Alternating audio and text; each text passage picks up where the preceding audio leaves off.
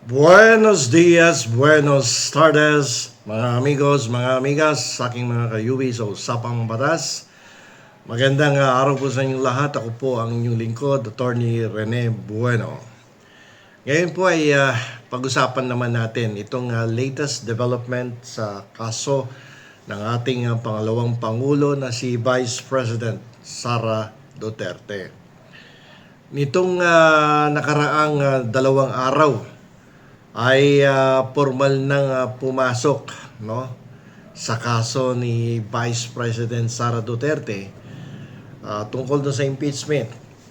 Pumasok na ang mga dekalibring abogado ng ating Vice Presidente mula sa opisina ng Fortune, Narbasa and Salazar Law Office. Medyo mabigat na law firm to at hindi basta-basta. Ginamit nila ang dokumentong appearance ad cautelam. Okay, so this is actually a Latin word. So dito, alamin po natin yung tatlong malalim na legal na konsepto na gagamitin nilang bala, no? Yung concept of initiation. Yung paglatag pa lamang ng kanilang appearance, ibang klaseng diskarte na kagad to. So dito, may question kagad sila eh. Kailan ba talaga nagsisimula ang impeachment? Pero ayon sa saligang batas, sa Article 11, ang impeachment po ay hindi maaaring gawin ng higit sa isang beses sa loob ng isang taon. Pero ito ang tanong, kailan naman nagsisimula ang bilang ng isang taon? Yan ay pinag-usapan na sa Korte Suprema at yan ang madalas na nagiging issue kapag nagkakaroon ng question tungkol sa one-year bar rule. Kapag nag-file noong nakaraang taon tapos magpapile uli ngayong taon naman na to, nagiging issue yan palagi. So ngayon dito, ang malamang na depensa ng mga abogado ni Vice ay igigiit, no, nila na ang impeachment ay itinuturing na na-initiate na sa sandaling ang reklamo ay na-file.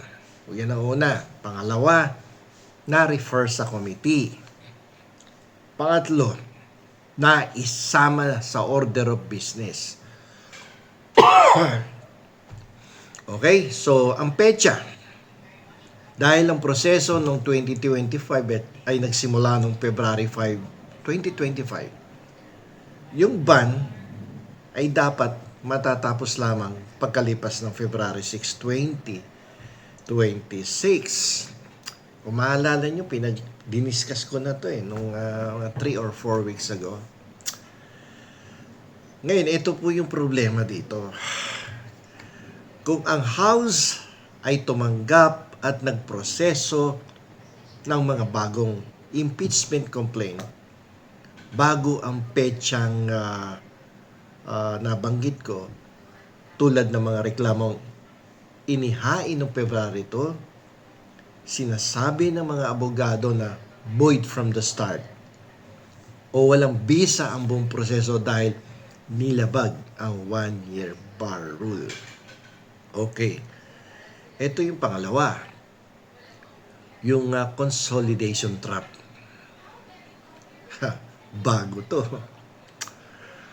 Ang bitag sa pagsama-sama ng reklamo, karaniwang ginagawa ng Kongreso ang consolidation o yung pagsama-sama ng iba't ibang reklamo laban sa isang opisyal para mapabilis ang trabaho.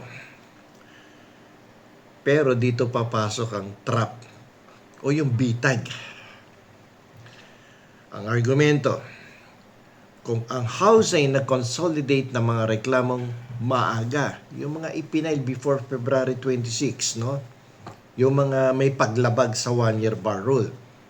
At mga reklamong tama ang petsa, yung sinampa or isinumite noong February 9 at 18. Pwedeng gawing butas yan ngayon ng mga abogado ni Vice President Sara Duterte.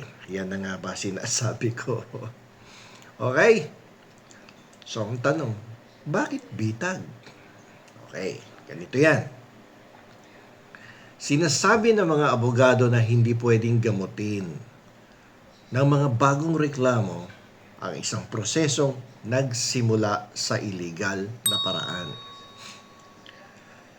Kapag pinagsama mo ang isang sira o yung isang illegal na reklamo sa isang maayos o legal na reklamo, yung buong bundle ay maaari ng questionin sa Korte Suprema. Parang isang basket ng prutas yan. Kapag may isang bulok, nadadamay ang lahat. No?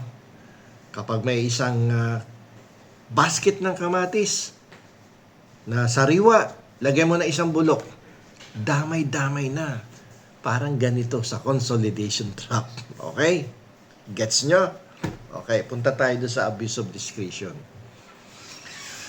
Yung pag-abuso sa kapangyarihan dahil ang appearance ad coetelam ay nangangahulugang hindi sinusuko ni Vice President Sara Duterte ang kanyang karapatang magdemanda o mag-file ng petisyon sa mataas na hukuman upang questionin ang jurisdiction ng House of Representatives. Yung target nila dito, yung grave abuse of discretion. Okay, para dun sa iba na hindi pa masyadong pamilyar dito, yung grave abuse of discretion, ano ba to?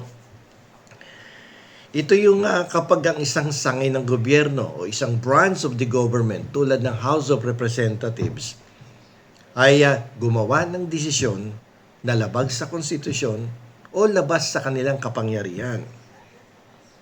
Ang strategy dyan, babantayan ng Fortune, Narbasa, and Salazar ang bawat galaw ng komite ngayon. Okay? Kung itutuloy ng House ang impeachment, kahit may malinaw na paglabag sa one-year bar rule, gagamitin itong basihan para sa isang petition for certiorari sa Korte Suprema. Ito, diniscuss ko na din to several weeks ago. Dito sa kaso na to, sa impeachment na to, sasabihin ng Fortune Narbasa law firm na ang House ay nagpapakita ng pabigla-biglang desisyon at hindi sumusuri o sumusunod sa batas. Okay?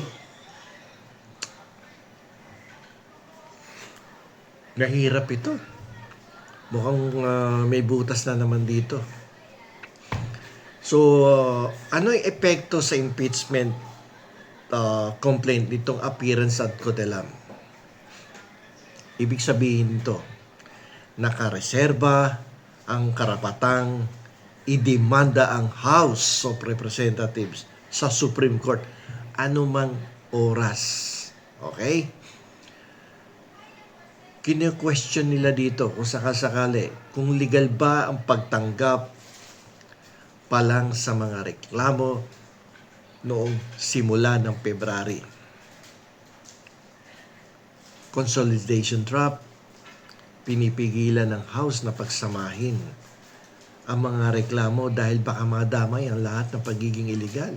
No? Yung lahat na naging illegal. Yung pinail na maaga, isinama doon sa pinail ng tama. O, sabi ko nga kanina, parang isang basket ng kamatis. Ilagyan ng isang bulok, di damay-damay lahat. Mabubulok lahat yan.